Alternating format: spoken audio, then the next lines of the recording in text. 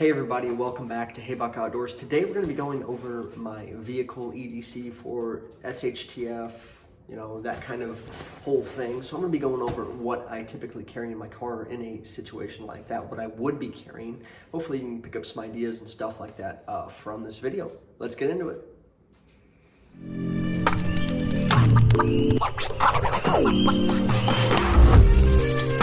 Before we get too far into the video, please do me a huge favor and smash that subscribe button if you have not already. Like, share, comment. YouTube's been hitting the algorithm pretty hard, trying to get us off of here, so please do me a huge favor and go ahead and do that if you have not already, and let's get into the video. So something to keep in mind with a thought process like this, little gunner wants to say hi, is most times what I'm preparing for when I stock my car up like this isn't necessarily, a zombie apocalypse, World War III, whatever. It's, hey, my battery's dead, I'm stuck on the side of the road in the middle of nowhere. I need to survive overnight until help can arrive or I can find someone to get me out of there. So that's a lot of what this is going to be tailored to, but also some aspects of, hey, if you needed to get mobile in an SHTF situation, what might you want to carry? So the first three biggest things that kill people, right, are exposure, lack of water, and lack of food. So we're going to go over. I live here in the California desert. Now, for whatever reason, we've had a very, very mild, some would say even a cold year. It didn't get above the 40s and 50s until May this year, which is extremely unusual for where we are. Gunner, stop messing with the tripod. So anyways, I carry two different blankets. I carry a canvas jacket and a fleece. Now, depending on if I'm going to be going up north into the mountainous country, I'll obviously carry more or less depending on seasonality. I love wool blankets because you can really use them for any season. They're somewhat water resistant and they're just a very, very good way to insulate yourself and keep your body warm in there. You can camp out all night, and I have before, using just a wool blanket without a shelter or a sleeping bag even. So obviously two different blankets. I've got one of these like Native American pattern blankets here, different little canvas jacket, and this sweat top, like I said, so that'll take care of you for exposure. Now obviously if you're broken down on the side of the road, car doesn't work, you can still stay inside of here. Cars are not very good insulators, but they are better than being out in the elements. Let's move on. Okay, for food, it's pretty simple. If I'm going on designated camp out, I'll bring these as well, but I'll bring like normal table fare that I normally eat. Those are my fellow vets out there who have spent weeks, if not months, eating these every single day. You get sick of them after a while. They are a great source of caloric intake, but like anything, you're gonna get sick of it after a while. But having a couple of these, one of these can last you 2 days if you ration it correctly. So that's our food situation. Now water is tricky, especially out here in the desert. Where I grew up in the Midwest, we have waters like lakes and streams and ponds and all kinds of crazy stuff. So it's not as big of an issue finding water. But for me, if I'm going on a road trip more than 50 miles, I want to carry at least 2 to 3 gallons on me at a minimum, especially if I'm bringing my dog with me. He goes through twice as much water as me almost, so that is something very important to keep in mind. And be sure to switch out your water every, I'd say 9 to 12 hours, just to keep it fresh, especially if you have a water jug like this. Clean it out, wash it, and then put fresh water in there. A couple of other options that I've grown to like for water, if you're in an area that has standing water, rivers, lakes, streams, etc., are some of these options. I have actually used this in some of the mountain lakes here in California. This is the Grail water purifier. I'm probably gonna make a full review on that in the coming future. But you also have your iodine tablets. Either one of these are going to do extremely well. And hey, if you don't have either of these, you have a pot boil water. That is the safest way to make sure your water is potable.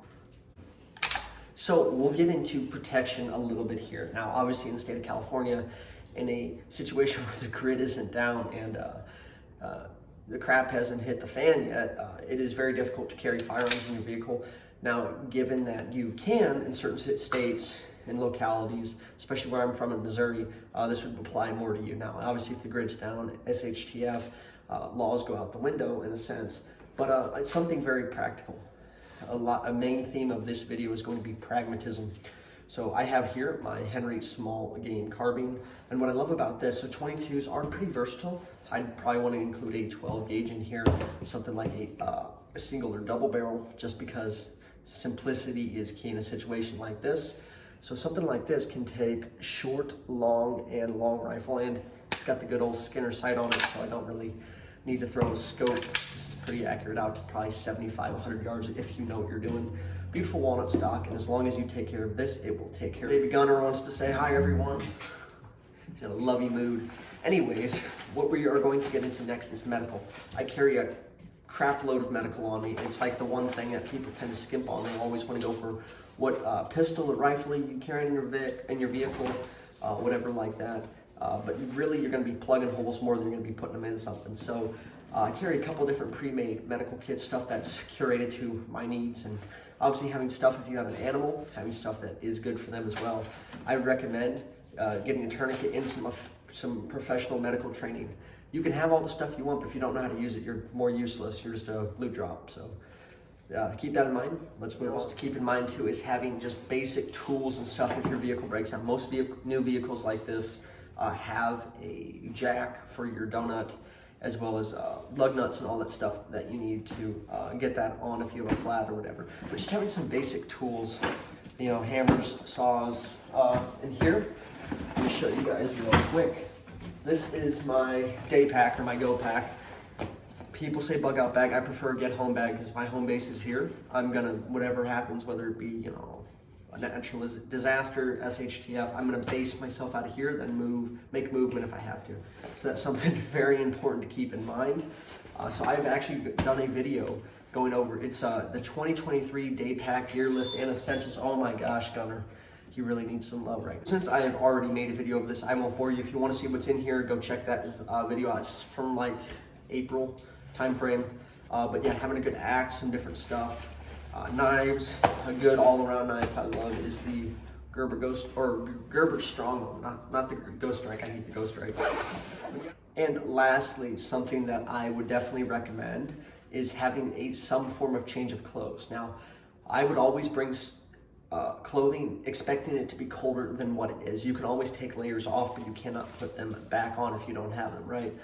So something I'd recommend, obviously it's getting kind of cold out here in California. We've been in the 40s and 50s lately, so long sleeves, sweaters, jeans, khakis, whatever you wear.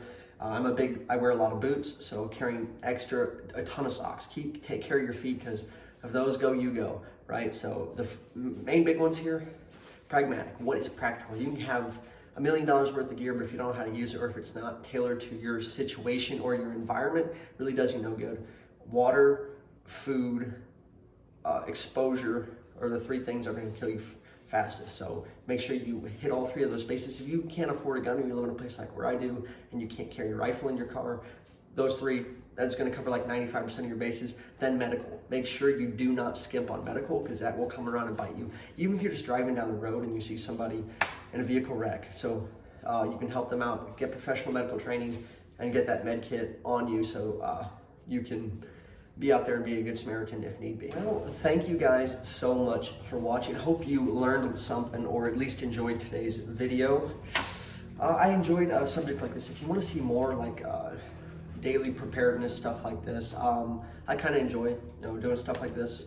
So let me know in the comments below. I hope you all enjoyed today's video. Please do me a huge favor. Again, subscribe, like, share, comment if you have not already. Please have a fantastic day.